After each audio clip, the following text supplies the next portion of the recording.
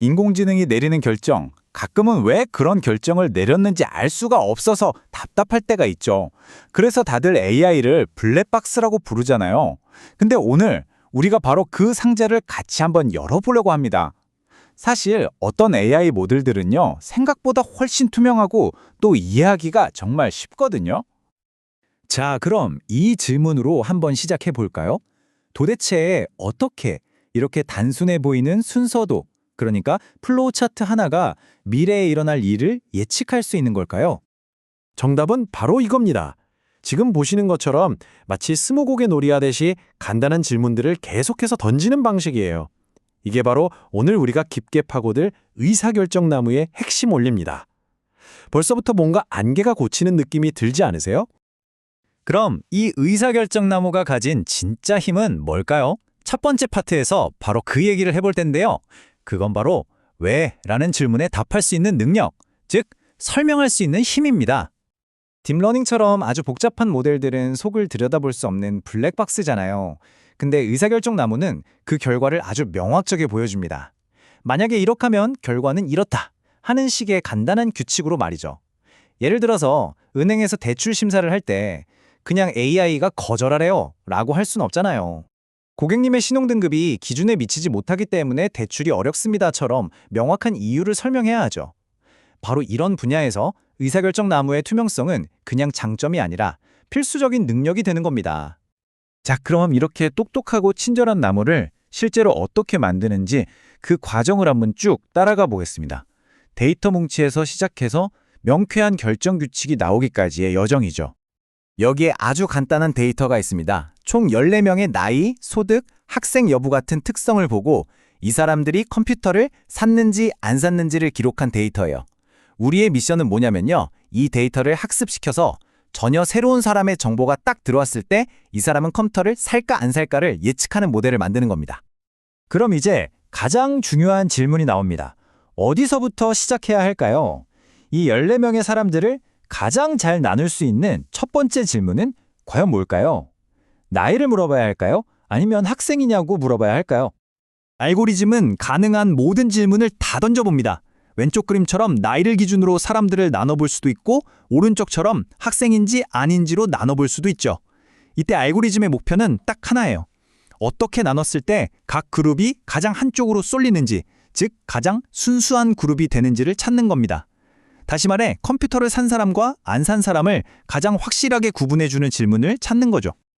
이런 과정을 좀 있어 보이는 말로 재규적 분할이라고 하는데요. 용어가 어렵게 들릴 수 있지만 전혀 그럴 필요 없습니다. 그냥 우리가 데이터랑 스무고개 게임을 한다고 생각하면 딱 맞아요.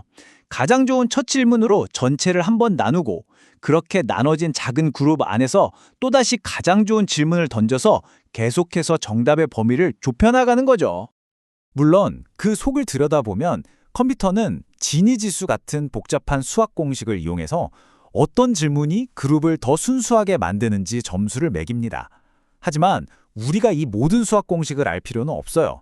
그냥 이것만 기억하시면 됩니다. 이 모든 복잡한 계산의 목표는 언제나 단 하나, 바로 가능한 가장 순수하고 동질적인 그룹을 만드는 것이다 라는 점이요. 자, 이렇게 나무를 계속해서 키워나가다 보면요. 한 가지 아주 큰 문제에 부딪히게 됩니다. 그건 바로 완벽함이 만들어내는 치명적인 함정, 과적합이라는 위험입니다. 이 말이 정말 중요한데요. 역설적이게도 우리가 가진 훈련용 데이터에 완벽하게 들어맞는 모델이 실제로는 최악의 모델, 즉 완벽한 실패작이 될 수도 있다는 겁니다. 바로 그 유명한 과적합 때문입니다. 과적합이 뭐냐면요. 모델이 주어진 데이터를 너무 열심히 공부한 나머지 그 안에 섞여 있는 사소한 특징이나 오류까지 통째로 외워버리는 현상이에요. 마치 족집게 과외만 받아서 시험 범위는 달달 외웠는데 막상 실제 시험에서 살짝만 응용된 문제가 나오면 손도 못 대는 학생이랑 똑같은 거죠. 이 그래프를 보시면 과적합이 뭔지 바로 이해가 되실 겁니다. 자, 보세요. 나무가 점점 복잡해질수록 우리가 가진 데이터, 즉 학습 데이터에 대한 오차율, 아래쪽 선은 계속해서 줄어들죠. 점점 더 완벽해지는 것처럼 보여요. 하지만 진짜 실력을 보여주는 처음 보는 데이터, 이 평가 데이터에 대한 오차율, 위쪽 선은 어느 지점부터 갑자기 고개를 들고 위로 치솟기 시작합니다. 바로 저 지점. 저기가 바로 모델이 똑똑해지는 걸 넘어서 그냥 무작정 외우기 시작했다는 위험 신호인 겁니다. 그럼 이 과적합이라는 똑똑한 바보를 어떻게 막을 수 있을까요? 방법은 크게 두 가지가 있습니다. 첫 번째는 나무가 너무 복잡해지기 전에 아예 성장을 멈춰버리는 사전 가지치기고요. 두 번째는 일단 나무를 끝까지 다 키운 다음에 별로 쓸모없는 잔가지들을 잘라내는 사후 가지치기입니다. 보통은 전체 그림을 다 보고 나서 불필요한 부분을 쳐내는 사후 가지치기가 더 효과적이라고 알려져 있어요. 너무 일찍 성장을 멈추다가 중요한 패턴을 놓치는 실수를 방지할 수 있으니까요. 자, 드디어 마지막 파트입니다. 이 모든 복잡한 과정을 거쳐서 우리가 마침내 손에 쥐게 되는 것, 바로 그 강력한 단순함의 힘과 모든 것이 명쾌해지는 아하의 순간에 대한 이야기입니다. 그렇게 데이터를 나누고 과적합을 피하기 위해 가지치기까지 마치고 나면 우리는 바로 이런 보석 같은 규칙을 얻게 됩니다. 만약 나이가 30살보다 어리고 그 사람이 학생이라면 컴퓨터를 살 것이다. 어떤가요? 복잡한 수학 공식 하나 없이도 누구나 직관적으로 바로 이해할 수 있죠? 이게 바로 의사결정 나무가 우리에게 주는 아하의 순간입니다. 이게 도대체 왜 그렇게 중요하냐고요? 첫째, 투명성입니다. 코딩을 모르는 사람도 이 결정의 흐름을 그대로 따라갈 수 있어요. 둘째, 책임성입니다. AI가 왜 이런 결정을 내렸는지 조목조목 설명할 수가 있게 되죠. 그리고 마지막으로 이 모든 것은 결국 신뢰로 이어집니다. 뭐가 뭔지 알 수 없던 깜깜이 상자 속 예측이 누구나 보고 검증할 수 있는 명확한 하나의 과정으로 바뀌는 거니까요.